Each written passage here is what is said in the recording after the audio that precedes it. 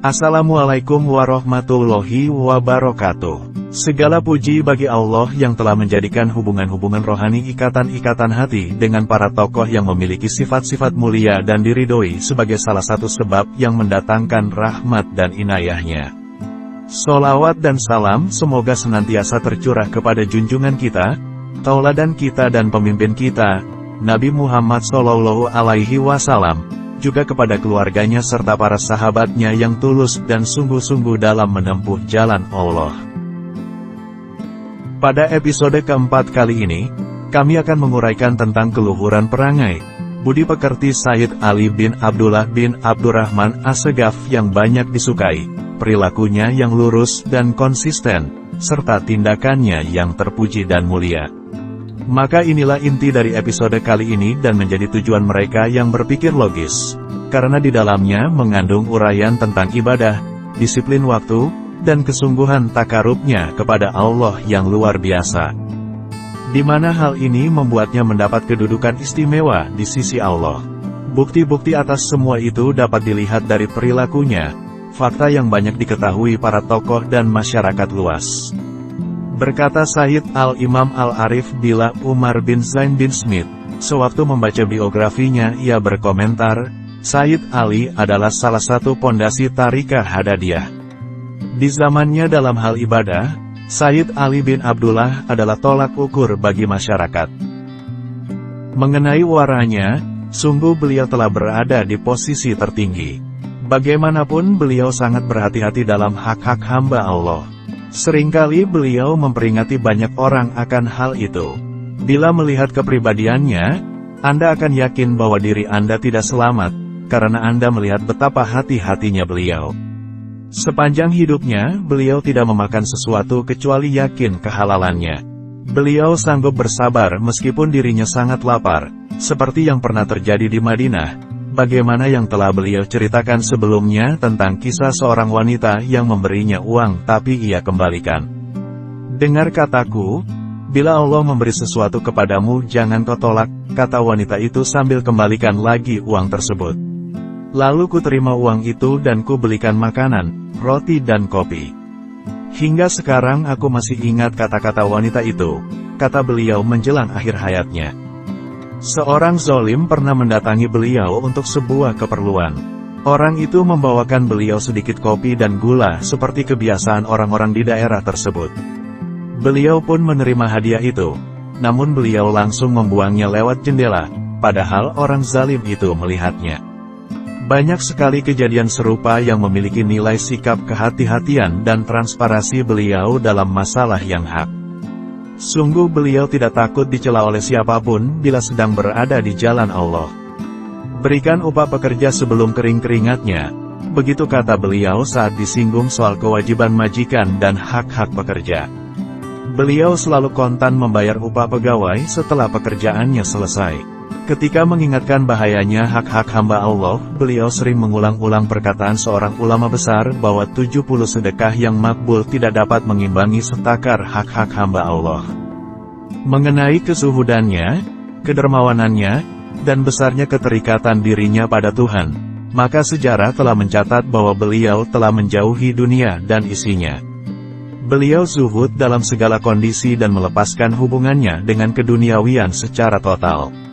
Urusan duniawi tidak lagi mampu menyibukkan dirinya dan tidak pula dapat menghalangi hubungannya dengan kekasihnya, Allah Subhanahu wa Ta'ala.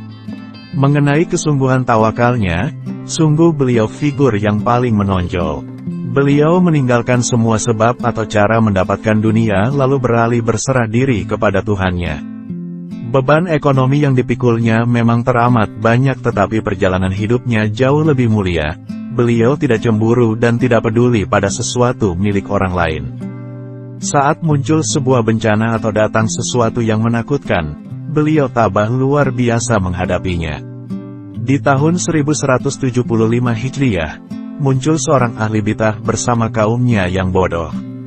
Mereka meneror semua munsib Hadramaut hingga membuat mereka terpaksa meninggalkan rumahnya masing-masing lalu bersembunyi di pegunungan dan benteng-benteng. Hanya beliau yang tetap tinggal di rumahnya yang terlindungi oleh semangatnya yang tinggi. Akhirnya orang-orang pun ikut meminta suaka sambil mengharap pertolongan Allah. Akhirnya gerombolan itu sempat menguasai kota, namun tidak seorang pun mampu menerobos kediaman beliau. Sehingga meskipun kelompok demi kelompok tempat masuk ke dalam rumahnya yang dikenal dengan Al-Hawi, namun mereka tidak dapat mengusik sedikitpun.